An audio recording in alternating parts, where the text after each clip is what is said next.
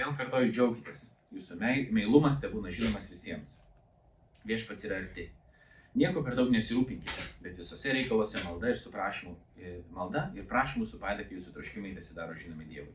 Ir Dievo ramybė, pranokstanti bet kokį supratimą, sergės jūsų širdis ir mintis Kristuje Jėzuje. Pagaliau, broliai, mąstykite apie tai, kas teisinga, garbinga, teisų, tyra, mylėtina, giriama, apie visą, kas dorybinga ir šlovinga. Darykite, ką tik iš manęs išmokote, ką gavote, ką girdėjote ir matėte manyje, ir ramybės Dievas bus su jumis. Labai dažnai čia yra pamokslavimai šitos vietos, dėl to šiandien neapsimesiu, kad mes bandysim visą išsemti ir kad aš čia viską suprantu. Nes vien nuo 4 iki 7 eilutės, čia kur yra tie keli sakiniai, čia būtų galima labai daug laiko praleisti, bandant juos išgvildenti. Visuomet džiaukitės viešpatyje ir kartu džiaukitės. Čia yra įsakymas. Paulius sako, kad ką reikia daryti.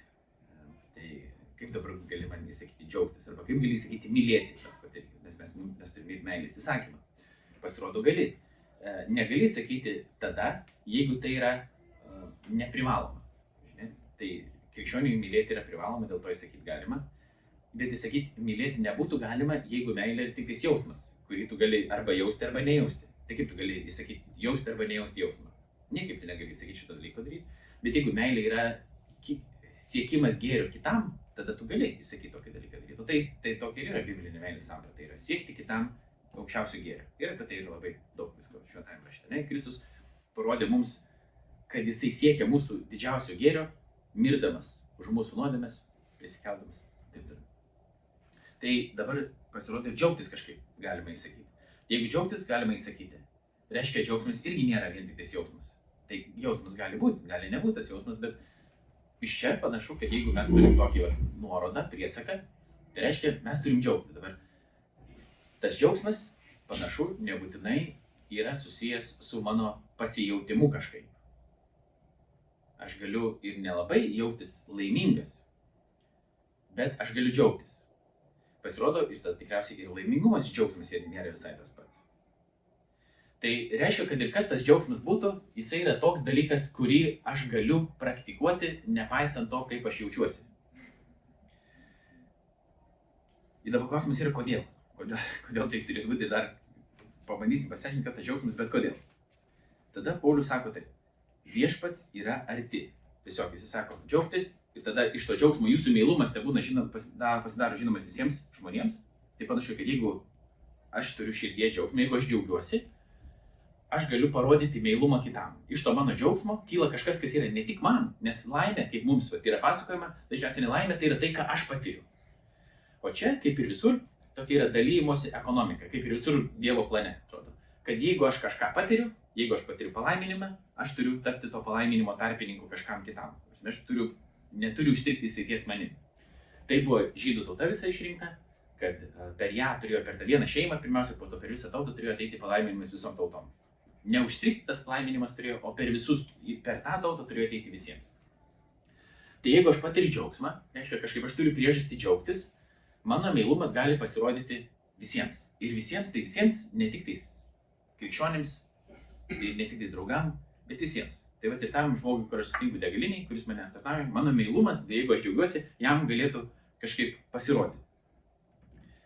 Tada jis sako taip, nieko per daug nesirūpinkite, bet visose reikaluose malda ir prašymų jūsų su padėka, jūsų troškimai tesidaro žinomi Dievui. Va čia vėl atrodo įdomu tada, kad jeigu mes galėtum pradėti galvoti, o dėl ko aš galėčiau džiaugtis, tada mums Paulius sako, nieko per daug nesirūpink, bet nėra taip, kad nustok rūpintis ir dabar tik tai džiaugtis. Jisai žino žmogišką prigimtį, jisai pats yra žmogus, jisai žino, ko mums reikia ir jisai dėl to sako, bet visose reikaluose malda ir prašymų su padėka jūsų troškimai tesidaro žinomi Dievui. Tai reiškia, jeigu kyla klausimas, ar yra mums dėl ko džiaugtis, sako Paulius, per daug nesirūpink, nes reiškia, yra ko rūpintis. Yra visiems mums ko rūpintis. Per daug nesirūpink, bet kaip tada išvengti to pernelyg didelio susirūpinimo? Visose reikaluose, kas be nutiktų mūsų gyvenime, malda ir prašymų, tai malda bendravimas su Dievu, Dievo bendravimas su mumis ir prašymų su padėka jūsų troškimai tesidaro žinomi Dievui.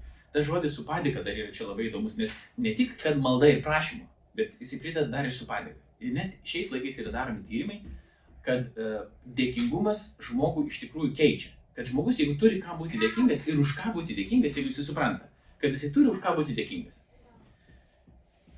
jo savijauta gerėja. Jis tiesiog geriau jaučiasi. Jis mažiau stresuoja, jis mažiau patiria negatyvių emocijų ir taip toliau. Jis jaučiasi gyvenant prasmingesnį gyvenimą. Ir dėl to tie žmonės, kurie net netiki Dievu, kartais galite išgirsti tokių ypatingai žymų žmonės, kai pajaučia, kad kažkas iš tikrųjų gyvenime įvyko tokio gero ir jie sako, aš esu dėkingas visatai.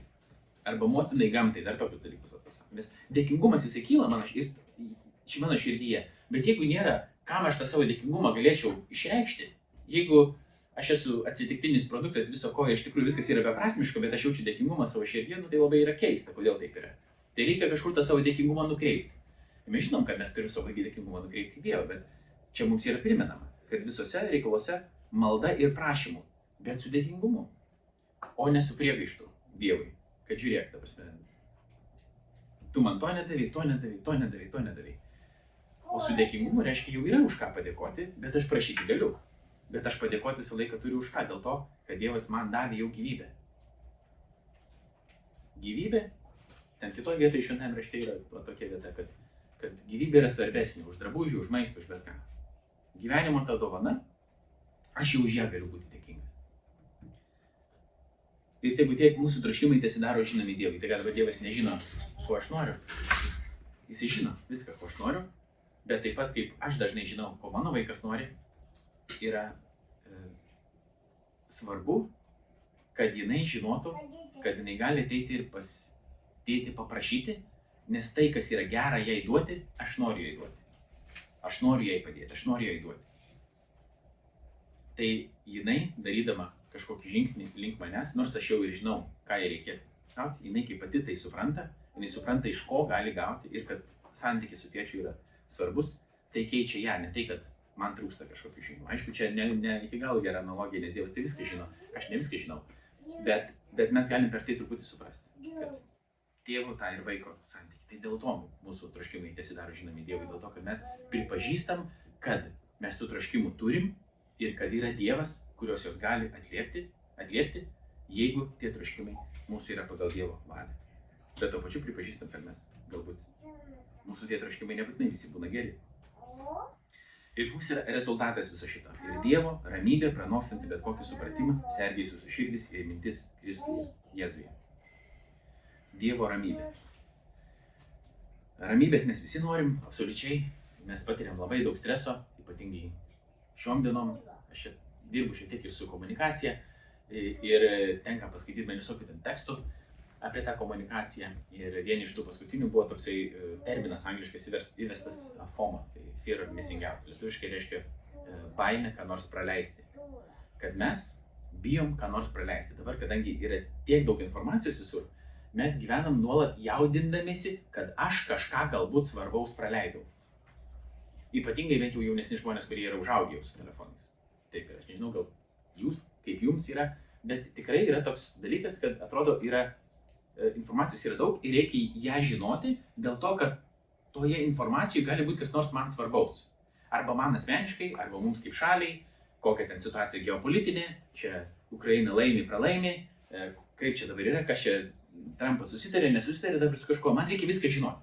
Ir tas baimė tokio praleidimo, tu nori viską žinoti, tarsi toks sukuria įsivaizduojama kontrolės jausmą, kad tu kažką gali valdyti tame pasaulyje. Iš tikrųjų, tu tiesiog patiri begalinį stresą dėl to, kad tu negali tiek informacijos nei apdoroti, nei tu gali tiesiogiai paveikti tenais kieno nors, kokio nors aukšto politiko galvą, taip tiesiogiai, nei tu gali paveikti ten tsunami, kuris nusinešė kažkiek gyvybių, tu gali melstis be abejo, bet mintis yra tokia, kad besidomėdami nuolat tą informaciją apie priimdami, apie pasaulinius įvykius, galim, tikrai tos ramybės lieka ženkliai mažiau, dėl to, kad tu nebežinai, ką su tuo daryti ir tuo pačiu nebegali būti toks, nebegali parodyti savo malonumą aplinkiniams, dėl to, kad tiek yra daug rūpesčių, kurie yra jau ne tik tavo tie rūpesčiai, bet visi pasauliniai rūpesčiai ant tavo pečių, su kuriais tu galbūt nelabai ką gali padaryti, o tada tie žmonės, kuriem tu galėtum kažką iš tikrųjų padaryti, parodyti tą savo malonumą ir džiaugtis, jų nebeišeina.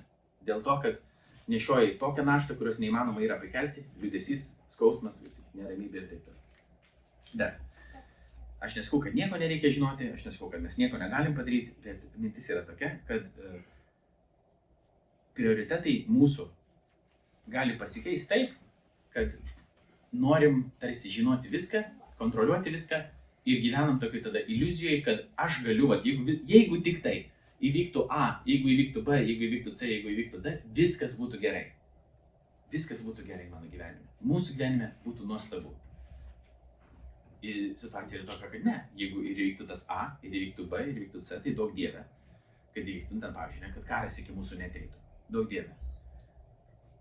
Bet tada, jeigu jisai neteis, ar reiškia, kad tada viskas jų gyvenime bus gerai? Nebebus jokių problemų. Nebesipyksim su nieko. Pasaulyje nebebus jokių problemų. Viskas. Jau čia yra galutinis tikslas mūsų tiesiog. Arba ten, kad išrinktų tinkamą valdžią, arba tinkamą dabar sprendimą kažkas priimtų, čia tas politinės įvietinos, kurios vyksta. Ir jeigu priims tą tinkamą sprendimą, viskas bus tada gerai. Nebus viskas gerai. Vis tiek atrasim dėl ko dar jaudintis ir bus dėl ko jaudintis. Ir bus daug visokių problemų, bet galutinis dalykas to liks, net jeigu ir ten kažkas pasitvarkytų, gerai iki galo vis tiek nebus, kol nebus ta Kristaus karalystė įtvirtinta jau, kur nebus naujo dangaus ir naujo žemės. Bet tuo pačiu, ar manyje pokytis kažkoks įvyksta. Nes galim labai dažnai galvoti apie tą pokytį, kur reikia padaryti ten. Ir viskas yra gerai su to pokyčiu kažkur ten. Mes turim dalyvauti procesuose, kurie gali kažką pakeisti ir pasaulį į gerą. Bet vien bedalyvaudami ten kažkur, kur reikia pakeisti, žiūrėdami, kur ką kitur reikia pakeisti, galim labai stipriai pažiūrėti, o kas yra manyje, kas turėtų pasikeisti. O ta Dievo ramybė pasirodė yra pranokstanti bet kokį supratimą. Mes tokios ramybės patys negalim išsiprovokuoti, mes negalim, irgi yra toks angliškas posakis ignorance is bliss. Tai kad jeigu tu nežinai, tai yra palaima didelė. Nieko nežinoti, esi palaimai. Bet mes suprantam, kad irgi netaip yra. Tu negali ignoruoti, pavyzdžiui, tu negali nežinoti, kad mano kaimynas ten skursta ir jisai vienintelis, gal tu jam gali padėti. Ir jeigu tu nežinai, tada tau yra ramu. Ne apie tokią mes ramybę kalbam. Bet kalbam apie tokią ramybę, kad jinai yra kažkokia, jinai turi antgamtinę jėgą, jinai yra nežmogiška ramybė, kaip sakyti. Žmogus jos negali pats pasigaminti, jos negali kitam duoti. Ją gali duoti kaip Dievas. Ir jinai pranoksta bet kokį supratimą. Mūsų supratimas to neišneša suprasti. Ir pasirodo, ta ramybė saugo mūsų širdis ir mintis Kristuje Jėzuje. Jeigu mes tą ramybę turim, mūsų tas, kas mes esam, mes pradedame būti apsaugoti. Ką tas reiškia? Kad mes mažiau tada pavydim. Mūsų nebeveikia, nežinau, neigiami žodžiai, kaip kažkas mus pavadina. Galbūt mes nebenorim ten grobstyti kažko, ar jaudinamės dėl to, kad kitas turi aukštesnį ten socialinį statusą, ar dar kažkas tokio. Jeigu mes turim Dievo ramybę, kad viskas yra gerai, Kristus yra pasaulio viešpats, dėl to yra gerai. Kristus yra pasaulio viešpats, o aš esu jo, dėl to aš turiu ramybę.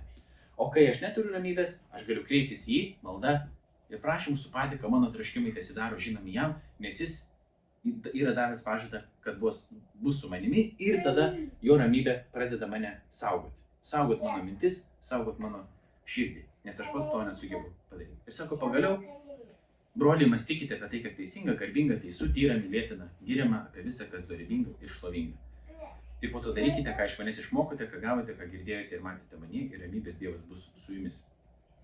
Tada Paulius nurodo, žiūrėkit, yra tokių dalykų, apie kuriuos yra prasminga mąstyti, nes tai taip pat daro pokytį mumise. Čia nėra tas vadinamasis toksai, kas būtų pavojinga ir krikščionių ratuose kartais irgi pasitaiko, tai tas toksai mąstymas tiesiog apie gerus dalykus ir jeigu tu mąstysi gerus dalykus, tai tu pritrauksi gerus dalykus. Tai čia yra ta minties galia, tai čia yra antikrikščioniška tokia pažiūra. Bet jeigu tu galvoji vien tik apie, nežinau, jeigu galvoji vien tik apie smurtą, apie begėdystę, apie visus tos kitus dalykus, tai pats po truputį gali tapti smurtautojas, begėdis ir taip toliau, ne? Arba jeigu vien galvoji tik apie kitų žmonių nuodėmes ir skandalus kažkokius, tai gali tapti tada išdidus, kad pas tave kažko tokio nėra ir taip toliau. Ne? Jeigu per daug galvoji apie tos dalykus ne tam, kad juos suprastum, ar kažkaip galėtum pažiūrėti, ką gali tenais padaryti, arba pasimokyti iš to, bet jeigu nuolat apie tai galvoji, galiausiai pats pradedi tokiu tapti. Ir jeigu labiau galvoji apie tai, kas yra teisinga, garbinga, teisų, tyra, mylėtina, po truputį tie dalykai pradeda tave veikti ir tu labiau pradedi jų trokšti. Tu pradedi jų labiau norėti, jie pradeda tave keisti. Dabar kaip mums reikia tos dalykus išmokti? Paulius vėl čia sako, čia atrodytų, kad tarsi mes sakom, mokomės vien tik iš Jėzaus, taip atrodytų, arba iš Dievo. Bet Paulius sako, taip darykite, ką tik iš manęs išmokote. Jis į save stato kaip pavyzdį. Aišku, jis yra apaštalas ir jis yra, mes tokių žmonių neturim apaštalų, kurie turėjo tokią tarnystę, kaip jisai, kad turėjo. Ne? Bet reiškia, jis žinodamas, sveikai pažinodamas save, jis kitur vadina save didžiausiu nusidėjėliu. Tai reiškia, jis turi tokio požiūrį į save, savim sveikai, jis suvokia, kas jis toks yra. Bet jis taip pat suvokia, kad yra tokių dalykų, kuriuos jis galėjo Viešpaties malonę to žmonės išmokyti, kažką jiems perduoti ir kuriuos jisai pademonstravo jiems. Jis sako, jeigu tos dalykus darysit, ramybės Dievas bus jumise. Tai kitaip tariant, kad mes mokomės ne tik melsdamiesi, ne tik skaitydami šventąjį raštą, čia yra mūsų tie pirmieji mokymosi šaltiniai, bet mes taip pat mokomės iš tų tikėjimo pavyzdžių, kuriuos aš galiu fiziškai kažkaip pamatyti. Tai mano gyvenime yra tikrai buvo nemažai žmonių, iš kurių aš mokiausi tam tikrų savybių, apie kurias aš ne tik perskaičiau, bet kad aš buvau kartu su jais. Ir aš pamačiau, kaip jų gyvenime tai reiškiasi ir tai paskatino kažkokį pokytį manyje. Lygiai taip pat aš galiu ir blogų dalykų išmokti, bet mes kalbam apie gerus pavyzdžius. Ir Jėzaus mokiniai, būdami su juo, tai jie ne tik jį girdėjo, bet su juo valgė, su juo kartu miegojo ir jį visą laiką matė, stebėjo. Ir matydami, gyvendami, kartu būdami, bet tas ne tik tais žodinis pamokymas, bet jo pavyzdys asmeninis keitė. Ir mes bendruomeniai irgi turim viens kitam, kažkaip mes jau negalim savęs kaip apaštalas Paulius statyti, sakyti, žiūrėk, mokykis iš manęs. Bet mes galim stengtis tapti kuo panašesni į Kristų, kad po to, jeigu mes bendruomeniai viens kitą stebėdami, mes galim pažiūrėti, kad šitas turi tokį savybę išsugdęs, aš norėčiau tenais būti ten toks malonus, ten kaip Genutė, pavyzdžiui, ne, tokia šiltą širdį turėti taip. Nes kai mes pirmą kartą, kai atėjom, mes kaip atrodė, kad angelai, kad čia pas jums atėjo į bažnyčią, ten taip apkabino mumis, kaip sakot, kaip močiutė. Taip iš tikrųjų buvo, ne? Ir tikrai aš pajaučiau tą tokį malonumą, kuris, kaip atrodo, atėjo iš tokio džiaugsmo Viešpatyje. Ir aš pats, nesu toks taip, ne, man reikia irgi pasimokyti kažkokios, galbūt tas tokios šilumos, tokio prieimo prie žmogaus ir taip toliau. Jūs suprantat patys, mes galėtume apie kiekvieną vardinti ir žiūrėti, kas čia tų gerų tokių savybių, kurios atspindi Viešpatį turi. Visi mes turim gerų, visi mes turim blogų, bet tada mes, jeigu sugebam pažindami Viešpatį atpažinti tas savybės, kurios yra mumyse jau išugdytos, ar kažkoks tas dvasios vaisius ar dvasios derlius, mes žiūrėdami viens į kitą galim pradėti, taip apčiuopiamai labai patyti, o ką tas reiškia mylėti artimą. Ne tik, kad mylėti artimą kažkur, bet ką tas reiškia konkrečiai, kaip tas dalykas atrodo, kaip tas dalykas vyksta. Bet užbaigiant noriu, nes ilgai čia tikriausiai nėra tikslo kalbėti, noriu vėl tokį ratą padaryti ir grįžti, ne, prie to paties džiaugsmo dabar. Kodėl mes turim džiaugtis? Džiaugtis mes turim todėl, kad mes žinom, kad ne tik Dievas yra, bet kad Dievas yra apsireiškęs mums Jėzuje Kristuje ir kad jis prisėmė mūsų nuodėmes ir kad jis prisikėlė ir kad jo yra visa valdžia. Nepaisant to, kas vyksta pasaulyje. Karai, marai, lygos, dar kažkas, Jėzus vis tiek yra valdžia. Ir dėl to mes galime džiaugtis. Tik tais dėl to, nes kitų atveju mes labai mažai turėtum pagrindą džiaugsmui, iš tikrųjų, jeigu be šito.